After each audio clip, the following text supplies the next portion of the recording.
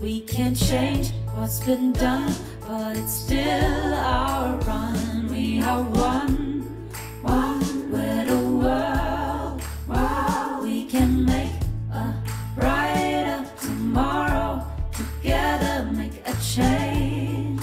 It's our life. We can't step back from what we know is right. So let's shine.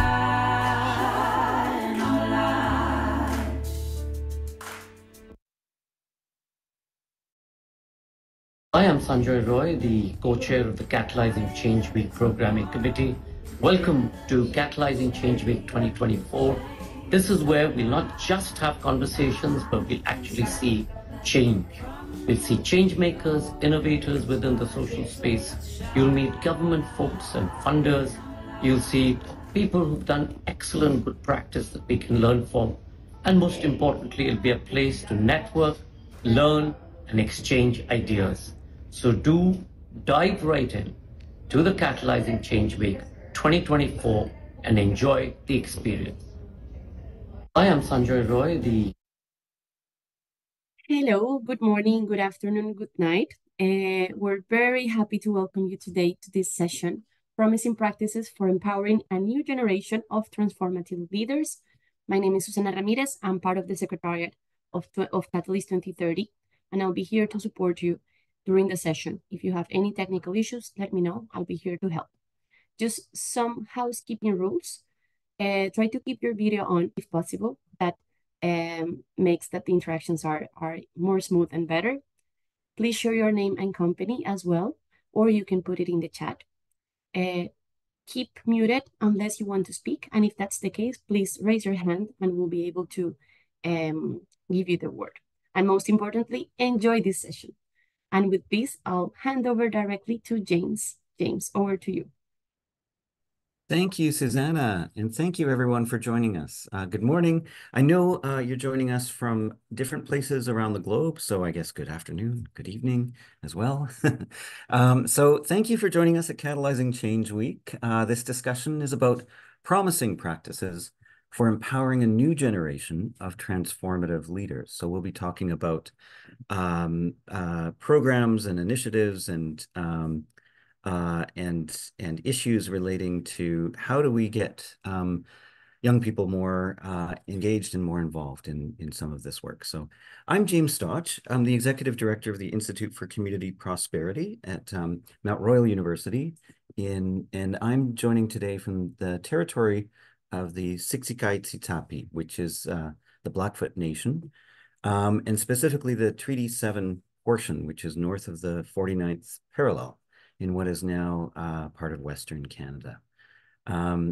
Treaty 7 is also home to the Siksika, the Piikani, the Kainai, as well as the Yahe Nakota and the Tsuut'ina nations. This place is where the meeting of two rivers, or Mokinstis, is now commonly called or known as Calgary. So please share in the chat where you are from, who you are, and where you're joining from today. This webinar is a chance to learn about and discuss innovative approaches to equipping future leaders with the skills and the mindsets needed to address pressing global issues at the global level. It's an important opportunity to hopefully expand your own toolkit to address pressing global issues in your community.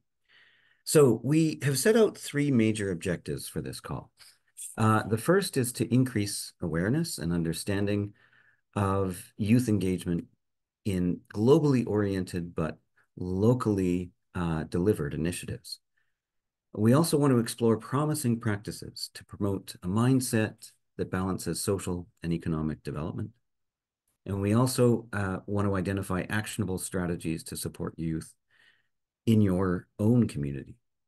So a big thanks to Brenda Hirschmer, who's on this panel, for designing this session. We're going to hear from four change makers with different kinds of experience around helping build and support a new generation of transformative leadership. This particular session is less about the voice of a new generation But instead, what those of us in the less new generation, shall we call it, can do to support, help build, and amplify those voices. So we're joined by an all-Canadian panel today. Tam Nguyen is a Montreal-based impact career coach and sustainability facilitator with Purpose, and is also a systems change facilitator with Balsam. Alex Todd is the founder and CEO of Reliably Me, who pioneers trust and behavioral change in education through AI and commitment-based nudging. Alex is joining us from Toronto. And Tammy Lewis is the CEO of Community Guardians, a web-based platform for social participation. She's joining us from London, Ontario. And Brenda Hirschmer is the founder of Campus for Communities of the Future, which catalyzes collective capacity for resolving complex social, economic, and environmental issues. And Brenda is joining us from the Niagara Peninsula. So welcome all of you. The style of today's session is conversational. So we're not going to show PowerPoint slides. We're just going to have a really rich conversation. I will get the discussion going with a series of questions and prompting particular panelists, but we would also like to include questions and commentary from you as participants online. So as such, I'm going to ask everyone on this call to do the following. In the chat, please include a program or organization that you are aware of that does an incredible job, in your view, of helping empower a new generation of leaders. We actually also have a Google Doc. You'll see in the chat. Even better is to share that in the Google Doc. You can do that as well or instead of. That way we can do a better job of capturing some of these program ideas for posterity, because sometimes it gets missed if it's in the chat. So a Google Doc has been set up. You'll see in the chat. Feel free to go into that and insert any programs, any organizations, any initiatives you're aware of that are really remarkable around empowering that new generation of leaders. So this could be, for example, an in-school program. It could be something run by an NGO or a foundation. It could be a citizen science initiative, for example, that's youth-oriented, and so on. And make sure you include the link as well if you can. So I'm also going to ask you, as the conversation unfolds, to put any questions you might have for the panelists into the chat. I'll do my best to monitor that, but certainly panelists, if you see questions in the chat that you're particularly interested in answering, just jump in. So as a setup for today's conversation, I was mentioning to the panelists earlier, I had spent some time over the summer reading Roman Krznaric. He's a philosopher. His book called How to Be a Good Ancestor. And he makes the claim in that book that we live in a time where the future is so obscured that we tend to default to what he calls tempus nullius, which is a play on terra nullius. That's the colonial justification of conquest, where lands were deemed to be empty, or at least empty of people who look, talk, and behave differently than European colonists. This tempus nullius is a tacit assumption that the future is unoccupied, it's devoid of people, it's ready to colonize with whatever present values we assert. And yet the inverse is true. More people will live on Earth in the next century or two than have collectively lived in all of human history. So thinking about the future and the role of the next generation is a pretty important task. Anecdotally, more youth do appear to seem concerned than in the past. I teach at an undergraduate level, and I see, even in business schools, but certainly right across the university, a generational shift from, say, 20 to 30 years ago. So yes, there is a heightened awareness among youth. There's still a significant gap, though, in the pursuit of sustainability-driven careers and the necessary skill sets to fill them. So that's a really interesting gap. Youth have, in one sense, more green skills, if you call it that, than older generations, but they face barriers in translating these skills into viable career paths. So there's a will, but there's not necessarily a way. or there's not enough ways. So we're going to dive into that. This question of, youth can be a formidable force for change in theory, but they often find global issues can be overwhelming. We live in a state of polycrisis or permacrisis. They live in systems that actively discourage change making quite frequently. Witness, for example, the university's responses to the current pro-Palestinian demonstrations, and are unsure where and how to begin to affect any real meaningful change. So the question to the panel, and I'm going to start with you, Brenda, is what is needed to support more young people, including young adults, engaging in careers and volunteer activities that reflect this idea of thinking globally but acting locally? So you might riff on, are there misconceptions or misunderstandings about the value and impact of local engagement? Are there specific barriers that you'd want to talk about? And are there other opportunities that we're missing out on or failing to see? So Brenda, you get us started. And yeah. Thank you. I was just so relaxed listening to your lovely, soothing voice. but I will jump in because I totally agree that youth and young adults and even emerging leaders we have to think of them as this formidable force for change. But I do think they find global issues really intimidating and they aren't sure where to start. And I think the most important thing we can do is to help them understand that they don't have to solve anything on their own, that they need to work with others locally to change their corner of the world. And I think we just need to encourage them to call the meeting. I think that takes some of the weight off of their shoulders. And I think the second thing, and I say this all the time, and because I think we need to encourage young people to see themselves as a leader. I think they think leadership only comes with a title, and we know that there's people with the title that might not have the behavior. It's the behavior of a leader that youth can demonstrate. I think the title just only provides more authority, and I think I think that's important to say, be a leader. Don't wait for somebody to hand you the title. And the other thing that we need to do is to really, when you see that leadership emerging from a young person, acknowledge it and celebrate it and reinforce it, because they don't often understand that they're intuitively acting as a leader. And so let's recognize it. I think the other thing, and Tam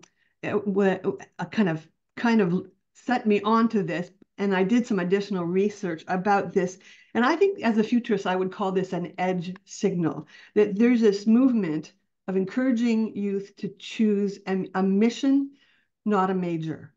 And Tam mentioned the African leadership college or university, I think it is, Tam. She mentioned that one. Yeah, is that? The ALU, so African Leadership University. Yeah. Yeah. So she mentioned that she had heard that phrase, choose a mission, not a major, from them. And when I dug into it, I found that there's two other universities in the world. One is, it actually started in Stanford University in California in the US, and in Griffith University is kind of running with this as well.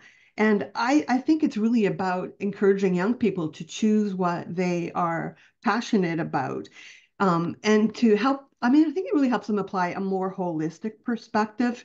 And I think one of the ways we can do this, and I've tried to incorporate this in any leadership training that I do, is to encourage the participants to really think about their own values. What's important to them from a holistic perspective, not only in terms of their careers and their education, but their family and their friends and their quality of life and how they spend their leisure time and how they're going to contribute to their community. What outcomes do they want to see? And I think when we're clear on their values and those outcomes, the decision making gets so much clearer. And I think it takes some of the overwhelming feelings that they may be feeling. And And I think the giving back to the community piece is to encourage that is really important, because we've educated this whole generation of young adults who understand they have rights, but we haven't always taught them that with those rights come responsibilities. So I think that's kind of big. And I just want to, the last point I want to make is that, and I use these 4 questions a lot when I'm trying to communicate or resolve anything complex. But I really want to think that we should be encouraging youth to say, why do we need to think globally, but action? I call it action, not act locally, but action locally. Why do we need to think globally, but action locally? Why? And have them think about that. Then ask them what needs to be done. And thirdly, how it's going to be done. How can they change their corner of the world? And the last point I always want to share with them, if we all worked together, if we brought together social purpose organizations and citizens and government and businesses, what can you imagine what possibilities there would be? So those are mine. That's great, Brenda. Yeah, the missions versus majors thing particularly stuck out in my mind, and yeah, Brown University is another one that Oh, good. does a kind of tailored, bespoke approach to how students both take charge of their own kind of educational mandate and pathway, but are able to do it in a kind of interdisciplinary fashion, as you mentioned. So thank you for that. Tammy, you actually run or have started a program, a web-based platform for young people. Tell us about that, and tell us about what else is needed to support young people. Yeah, absolutely. So we think that like to support more youth in engaging globally and locally, we really need to start to address misconceptions about the impact of such engagement and really break down the barriers that prevent the involvement. Like by presenting opportunities that align with their interests and motivations, we can really enhance awareness and encourage participation. Like as you were saying earlier, James, I really feel like youth today are really disenfranchised and they find themselves asking, how can I possibly do anything about such big problems? And they feel really defeated before they even start. So we're confronted by almost this constant flood of negative news that seems to swirl all around us, from television and news outlet reports to social media feeds, where everyone seems to have yet another emergency that they're desperately trying to get you to care about. So, basically the list goes on, and the number of problems that are needing solutions grows larger every day. And many of us care very deeply about the struggles that we're witnessing, but we find ourselves frustrated and we're wondering, what can I possibly do by myself to solve such a huge problem? And they just kind of get stuck there. So our Community of Guardians platform is aiming to tackle those issues, right? So we want to provide a learning environment that offers accountable challenges from the voices of science that's tied to sustainable development goals that promote real world impact and foster like this global local mindset, right? So it's a way for science to be brought closer to youth and anyone who wants to get involved, really. And it's a way that they can be leaders. Every single person can be leaders, and it gives them a team environment where they don't feel alone. So yeah. Thank you. I was recently reading, Tammy, something around who gets careers. This was Canadian data, but in terms of graduates from university, who are the most employable in the next few years following university, and who are the least employable? And what's interesting is the most employable, not surprisingly, are vocations like medical students and engineers and law graduates and so on. But the least employable are actually science students, more so than fine arts, more so than social science and so on, more so than humanities. Do you have any insights into why that is? And is that a cause for concern, or does that track with what you're experiencing as well? Yeah, definitely. So, like by bringing science closer to humanity, I really feel like the Community of Guardians is creating a place where we can start to rebuild our trust in science, so that so when things like COVID happen and suddenly there's a vaccine available and people are questioning whether it's safe for them to use it or not, and they're questioning the science behind it, we can start tackling those situations before the next pandemic happens, right? So we really need a place where we can let science have a face that's just as front and center as, say, our sports stars and our entertainment industry stars, right? Like these are the people who have the capacity to help us solve some of the biggest problems our planet is facing, and they must be feeling very like secluded and away from the front line of the world, right? So by having the community of guardians available for people to come and join, they can start to follow the science community. They can start to trust them. They can start to learn from them. And of course, there's the citizen science component, which as you start to do challenges, you're practicing citizen science. So you start to understand the process of science and how it works. And you realize that failure is not a bad thing in science. Failure is a good thing because it helps you figure out what you need to do next, right? And so we really think that we need to have a place for us to rebuild this trust in science and where we can share expertise with anyone who's interested in learning. And we need to encourage citizen science where we not only share lessons, but we also make this world a better place using those lessons. Mm. So thank you. And moving from an online web-based tool to an even deeper layer of technology embeddedness or assistance, I'm going to move to Alex, who uses AI and has some really interesting thoughts about how technology is an adjunct or a corollary of some of the work that we're doing. And Alex, it was Brenda who mentioned that this word leadership is fraught, like it's used in business school comfortably, but so many young people don't really necessarily identify as leaders per se, capital L, and maybe those who readily possess those skills, or who readily identify as leaders may not be the type of leader we actually need.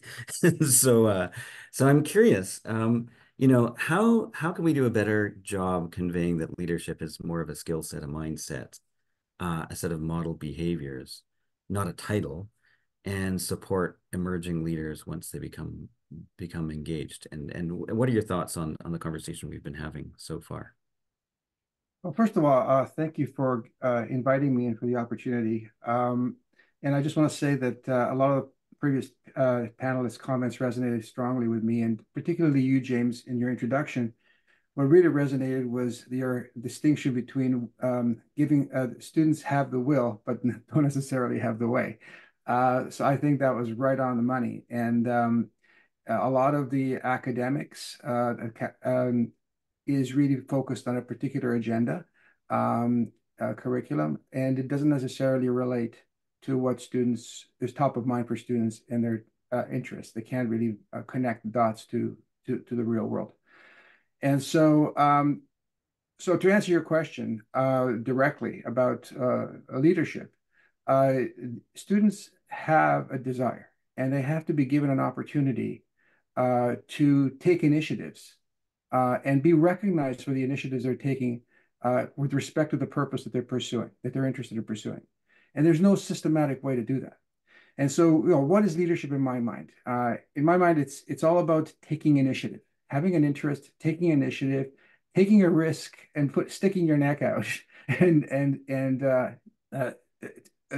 to do something that others are perhaps not doing, that feels uncomfortable. And the problem with that is that it's risky, and so if it's not recognized that that is a quality that both academia and employers are looking for, it's going to, and if it's discouraged, if you're discouraged, as to your point, James, about going and protesting about something, then then you're not going to have an opportunity. You're going to be discouraged from demonstrating that kind of leadership. That is a risky thing to do. And so, in my mind, a leadership mindset is people who actually have ideas and want to be heard. They want to take on these initiatives.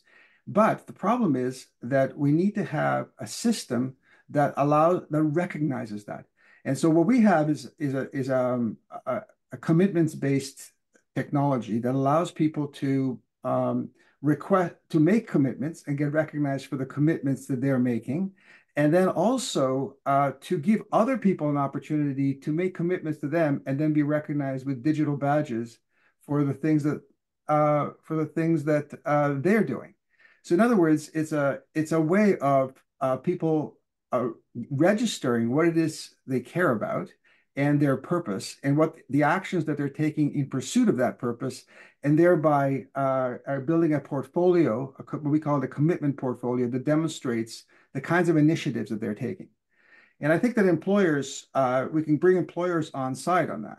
And they can brand these badges for leadership, communication, confidence, and so on, the soft skills, and thereby encourage that kind of behavior. And so ultimately, and I think Brenda used the term herself, it's leadership is about behavior. And we need to give students an opportunity to demonstrate leadership behavior and recognize that. And then demonstrate also not only that academia cares about it and gives them opportunities for leadership, but also, perhaps even more importantly, are the employers care about it as well. That's great. There's some really interesting stats on entrepreneurship and I don't know if it applies North America wide, but it's in Canada specifically, entrepreneurship has been on the decline the last 2 decades, except for 2 groups, Indigenous peoples and newcomers, recent immigrants.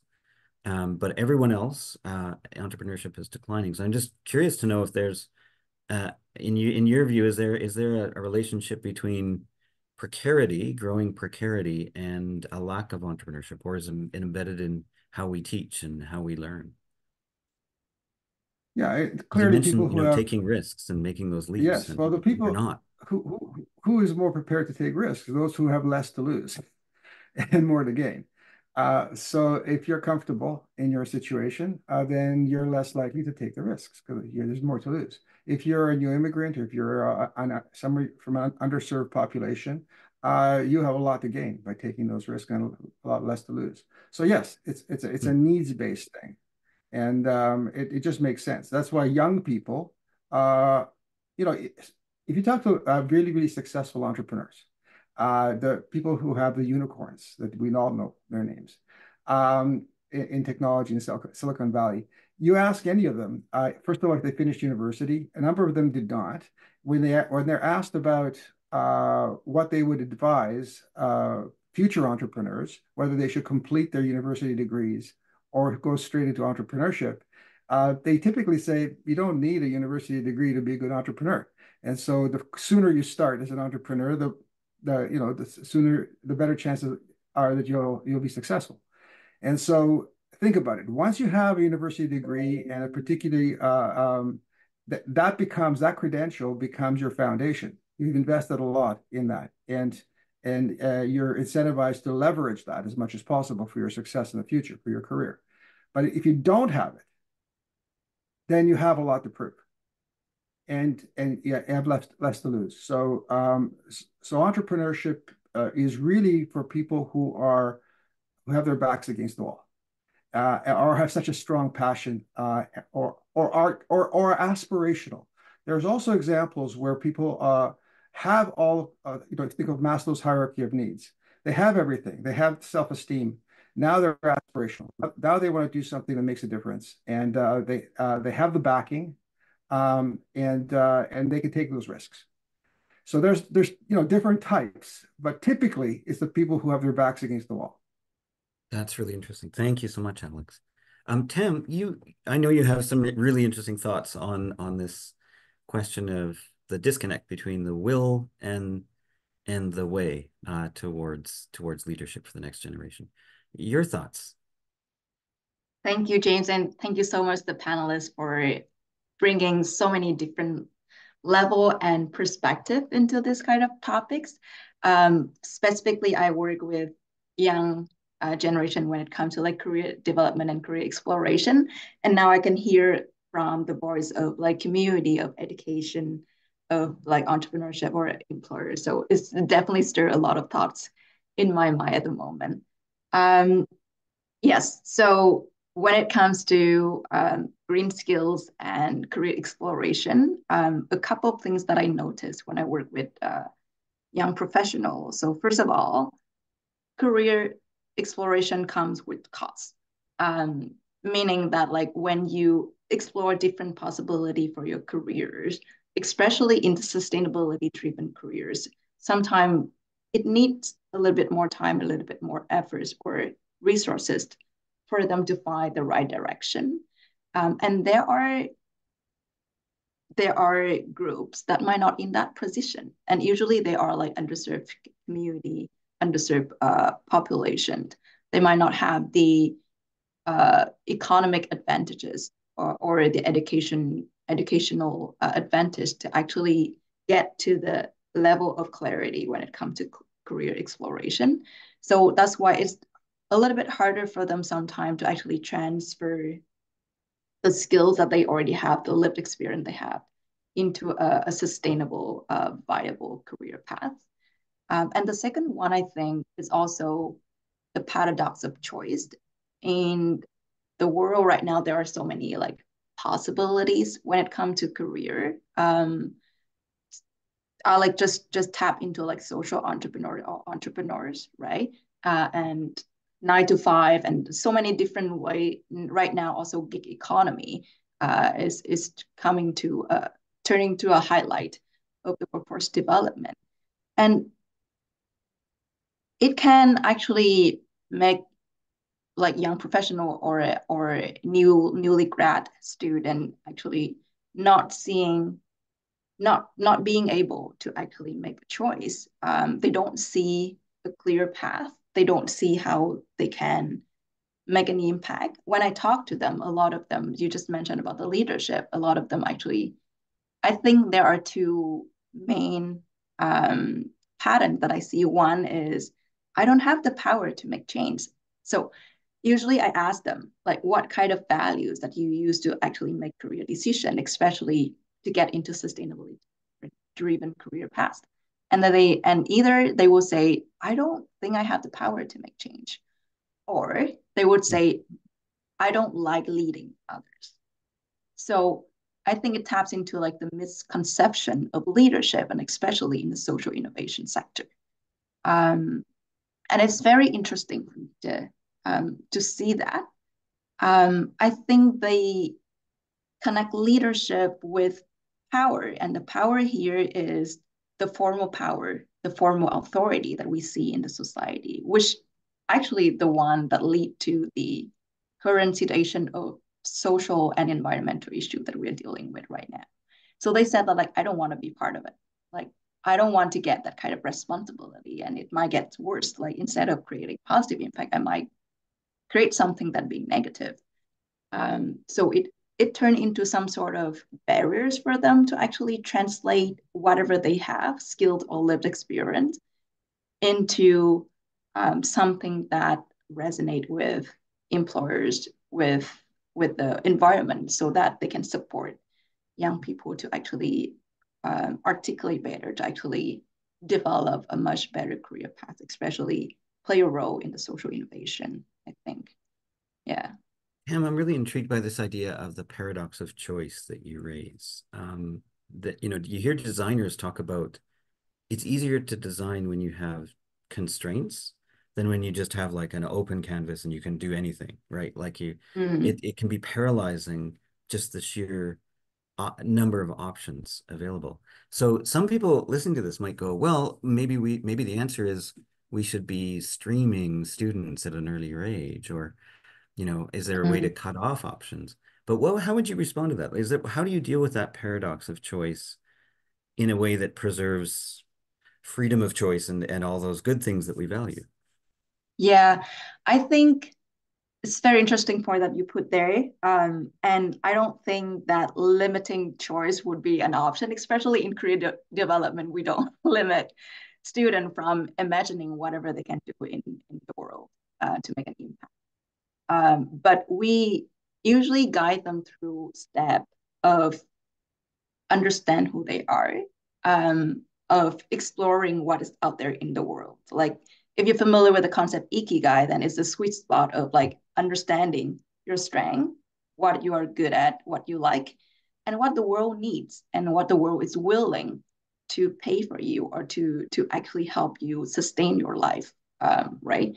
So I think the word come to me in that is intention. You have a pool of options, and I think what's scary the most for young people is how am I gonna explore that without wasting my time?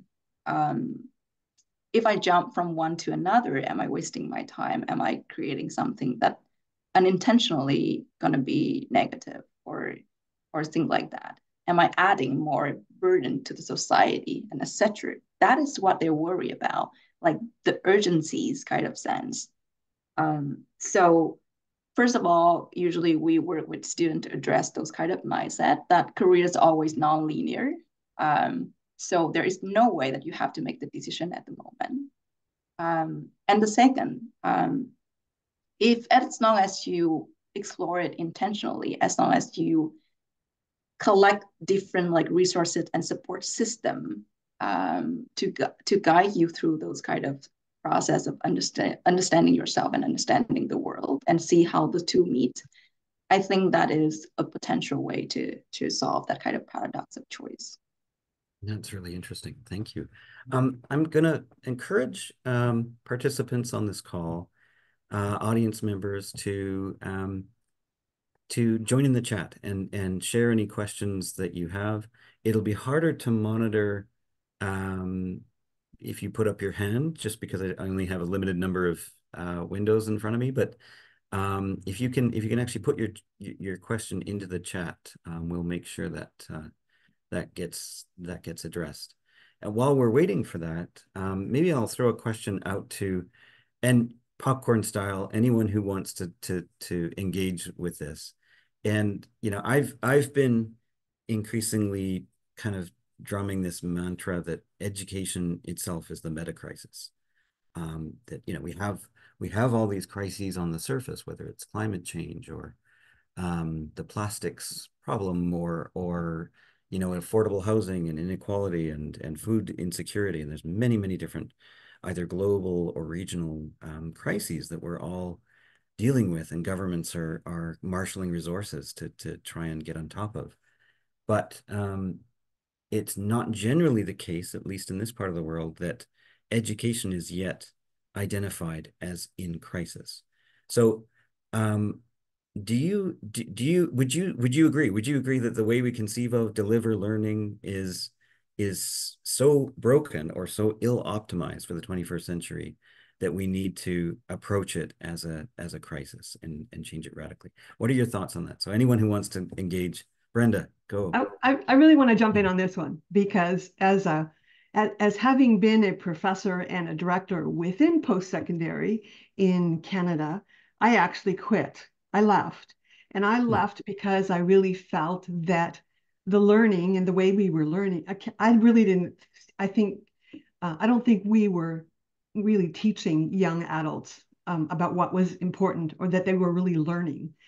And I didn't really want to start my own campus, which is really, it's a micro college. I had no desire to start that. But when we started looking at what we're talking about, which is community leadership, we couldn't even find an assessment tool, because everything was so business oriented and more of that command and control and top down kind of leadership that youth were rejecting in large part, because it wasn't giving them a voice and it wasn't empowering them. And so I spent years with a lot of different teams really trying to figure out what the competencies that are needed for the future. And coming from a community college, we're very much about landing gear, and we had to ensure that students left post-secondary with specific skills, knowledge, and attitudes. And so for us, the competencies are the framework for leadership. And one of the things, I've shared this in the shared document. We put in the link into the document, the actual assessments tool. You're welcome to use it. It's licensed under Creative Commons. So if you have suggestions, please let me know. But otherwise, feel free to use it. But it's all of our learning now that we've determined is from people. We went to all these focus groups and asked people, what do you want to see in your leaders? What is working? What do you see as the skills, knowledge, the attitudes, the behaviors? And then we condense that into 8 competencies that we see as being essential for leaders of the future. And it comes with indicators. We use this on a pre and post basis to measure the competencies that we're instilling as a result of our learning opportunities, but they include things like, amplifying your own leadership and leadership of others, and being able to mobilize cross-sectoral development. And the piece that I found always missing was utilizing strategic foresight. We teach history in every school in the world. We don't teach the future. We need to do more of that. So it's about systems work and about being a catalyst for change, and what does it mean to be an entrepreneur, and how do you engage and ensure citizen responsibility, and how do you ensure that balance between economic development and quality of life. So for me, that piece was really important. So yes, I do think, I think universities and colleges are still very siloed. I would love to see what we've done with these competencies, and the learning opportunities we offer. I would love to see that as a micro credential in every college and university that could be an add-on credential to any degree or diploma. But sorry, that I'm a little passionate about that. Can you tell? Okay, I'll just stop now. What's interesting is there's Go a big ahead. difference between universities and colleges, at least Yeah, in Canada, on I do their too. embrace of the sustainable development goals, their actioning towards kind of sustainability in general. Colleges do a much better job. They seem to be much more student-centered. And universities are really seem to be struggling with that as a whole. Alex. I just wanted to say that I think it's critically important that that students see the relevance of what their interests are to the real world in their future. Experiential learning. So whatever they're learning academically, they need to be able to see how it's relevant to the real world, and then have an opportunity to experience it through some sort of experiential learning. So to apply it, and then and if they have certain interests, those need to be encouraged that they pursue those and apply some of the more general academic learnings and skills that they've developed in pursuit of those interests. Now, it's really important that not only that academia support those extracurricular, co-curricular activities, but also that employers demonstrate their interest in hiring individuals who have similar values, similar motivations, pursuing similar purposes by essentially, we facilitate a platform for this. So that's our vision, is by being able to brand or issue badges to them, completion badges, for the commitments that they're making in support of the purpose that they're pursuing, of the various purposes they're pursuing. And imagine if academia and employers are aligned in empowering the students to apply their interests and be recognized for their experiential learning in pursuit of those interests. That would be very powerful. That's great. Tam. I love what Alex and Brenda just mentioned. I think for some reason our education system still being influenced by the industrial evolution of the previous century, where the education became like a giant assembly line, and like linear career path, linear thinking, and we have to standardize the whole system.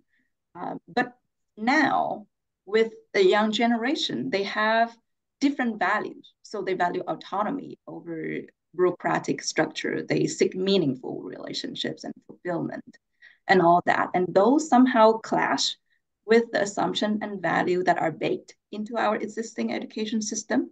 So it's just so hard for them to unpack those and see like where are the paths to grow.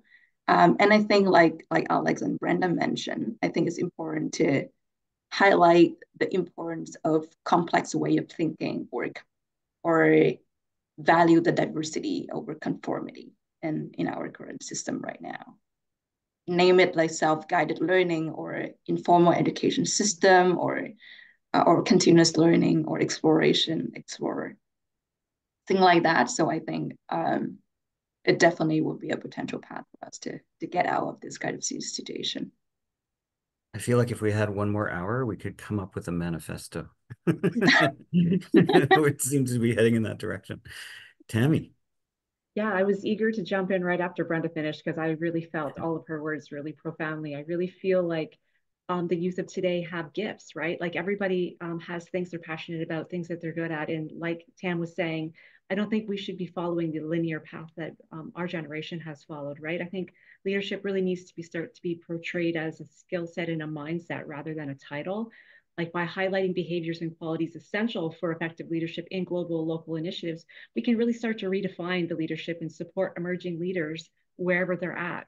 So like that's what Community Guardians is wanting to do. We want to provide a space where, youth can model these behaviors, foster collaboration and recognize achievements, basically promoting like a culture where leadership goes beyond the traditional hierarchies that we're all accustomed to, and it evolves into something where people can really share their gifts with the world and choose what they're passionate about. And it's really a way for us to encourage mindsets and career path focuses that are both social and economic, right? Like it's instead of it all being in one channel, we can expand it out so that the youth of today has ways to not be stuck in silos, basically.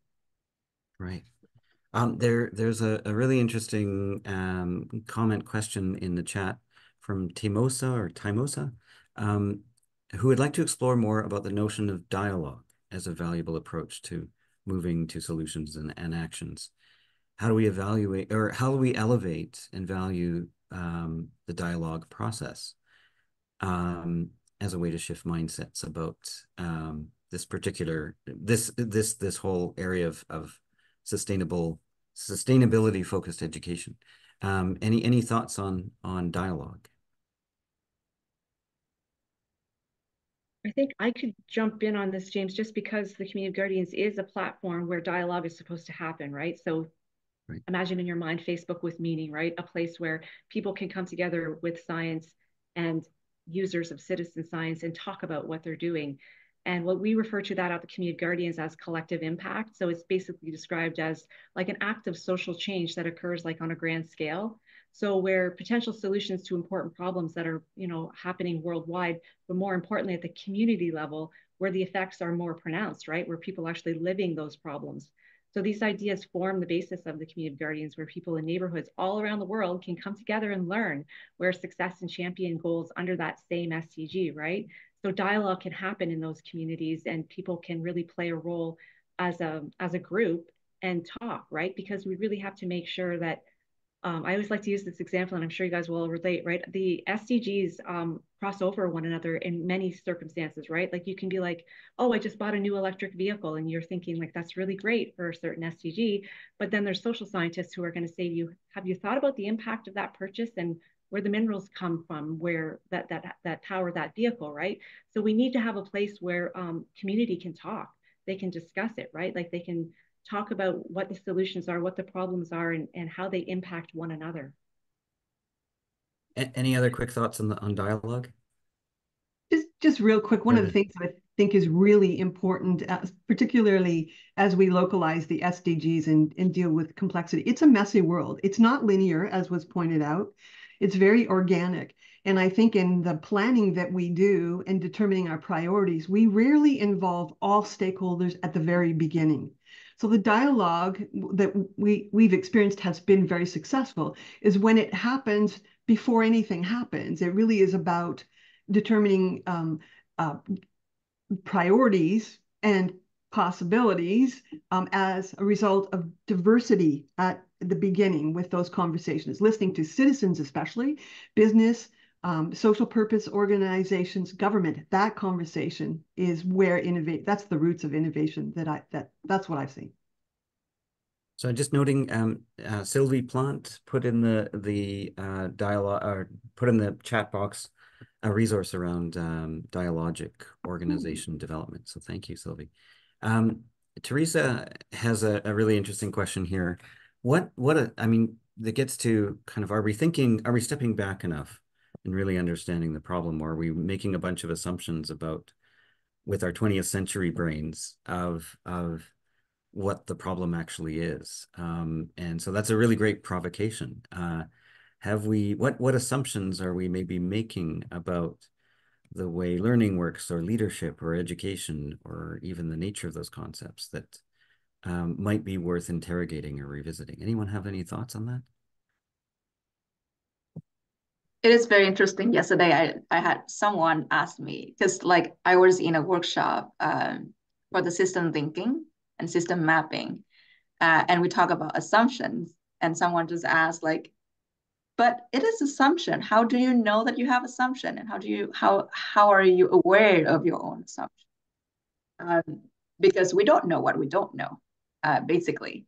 So I think, are we stepping back enough?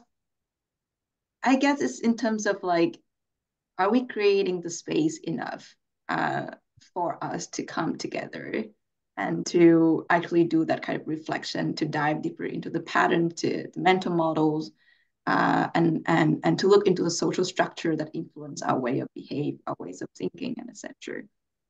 I remember one day that Brenda told me about the unconference, right? So the way that the conference and the summit is creating today, like there's no space for those kind of stepping back or reflection. How about unconference? So those are just some quick thoughts about it. Yeah, I think it was Copernicus who said like true knowledge is when you come to a realization that you don't know what you don't know. I'm butchering it, but basically it's those unknown unknowns that you mentioned, Tam, that are completely out of sight and completely eluding us. And when we have sufficient kind of humility in approaching that, that's where most knowledge really exists. It might in a way be liberating. Any other thoughts on this interesting meta question of the assumptions we're making in this whole conversation? I think, I think universities, academic institutions need to be, they were established to facilitate open conversation and discussion. And so, what's happening is we're getting a lot of thought police and speak police happening as to what is acceptable conversation or what is acceptable language, and increasingly because of reputation risk, these institutions are in many ways stifling that kind of open conversation, academic conversation. And when you do that, it inhibits that kind of exploration, this meta conceptual exploration, because you're treading on uncomfortable ground, possibly. And I think that's a huge risk. And you're seeing some academics who have been forced out of academia because they spoke out and used language or said things that were not popular. And I think unpopular conversations are really, really important. I mean, even Any people like others? Donald Trump deserve a voice, whether we agree with them or not. We need the voice. There's some truth, there's some value, there's some perspective that we can pick up and we say, oh, that's a good point, despite the fact that, may not like the other things. So I think we have to be open-minded. And the more we constrain that conversation, the worse it gets. Right. Any other thoughts on that particular topic? I think we just have to keep asking why. Why are we doing this? Why do we care? Who cares? I think we're doing a lot of the same things the same way. And why would maybe make the dialogue go in a different direction? I think I There is agree. a wonderful little exercise on a website called Liberating Structures that's called the 5 Whys. And Do it all the it's time. worth checking out. Yeah. Just keep I love asking that why. one too. Yeah. It's funny because when I mentioned that to my daughter, and she was quite a bit younger, she was like, that's what you're actually encouraging students to do in university? She's like, that's what kids do. That's what toddlers do. But yeah, that's right. They keep asking why, and I we used Don't to stop fit getting that enough at a when certain growing point in up. life. I used to do that in the classrooms at the college, and I used to get in trouble because my classes were so noisy and loud. They thought I needed to have more control. Well, and one of the interesting things that's happened, I occasionally do that in class, and when we debrief the exercise and we start with completely different topics. So the students are, one group of students might be starting with mental health.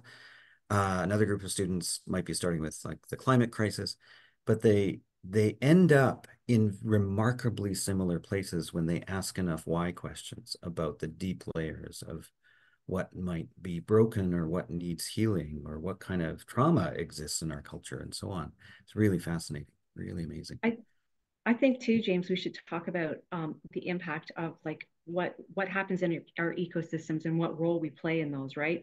And that's why science is kind of important, right? Because if you go back and you think about the milkweed plant, it was at one point listed as a noxious weed, right? And now we're at a point in time where we've discovered that the milkweed is incredibly important for the monarch butterfly, right? And so I think we need to have a place where people can be brave enough to ask questions about why certain things are, right? So why did somebody decide that the milkweed was a weed, right? So I think if we then decide that we are a part of our ecosystem, we are just not observing it, but we're actually a part of it, then we ask questions like that, right? So what's going to happen if I spray this on my lawn? What's going to happen if I make this choice in my backyard or in my community, right? How is this going to impact the people that live around me? So I think those are kind of important questions too when we try to review what our impact is and if it's meaningful. I just want to draw attention to a comment, a really interesting comment in the chat from Sarah, who says, I'd also like to add that the lack of open dialogue could be related to the current power structure. For example, the interests of funders, the trend for universities and colleges to have an increasing reliance on funding from certain sources, especially in the US. Any very quick thoughts on that before we turn things over to Susanna again?